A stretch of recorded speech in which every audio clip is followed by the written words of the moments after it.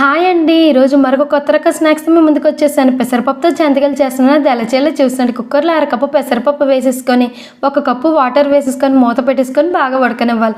ఒక కాటన్ క్లాత్‌లో 2 కప్పులు గోధుమ పిండిని వేసేసుకొని మూట కట్టేసుకోవాలి.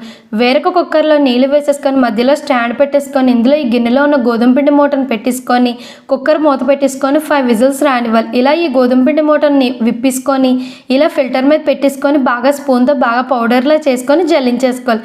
ఇందులో ఉప్పు, కారం, పసుపు, ఇంగువ, నువ్వుపప్పు, ఆయిల్, గరం మసాలా వేసేసుకొని బాగా కలిపేసుకోవాలి. ముందుగా ఉడికించుకున్న పెసరపప్పును వేసేసుకొని బాగా కలిపేసుకోవాలి. ఇలా బాగా కలిపిన తర్వాత జంతికలు గొట్టానికి స్టార్ ఉన్నది పెట్టేసుకొని ఈ రెండిటికి మొత్తం ఆయిల్ అప్లై చేసేసుకోవాలి. ఇలా పెట్టుకున్న తర్వాత ఇలా చెక్ చేసుకొని కడాయిలో డీప్ ఫ్రైకి సరిపడా ఆయిల్ వేసేసుకోవాలి. ఈ జంతికలను ఇలా గరిటె మీద వేసుకొని ఆయిల్లో వేసేసుకోవాలి.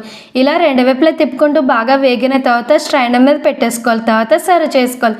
చాలా క్రిస్పీగా టేస్టీగా ఉన్నాయండి.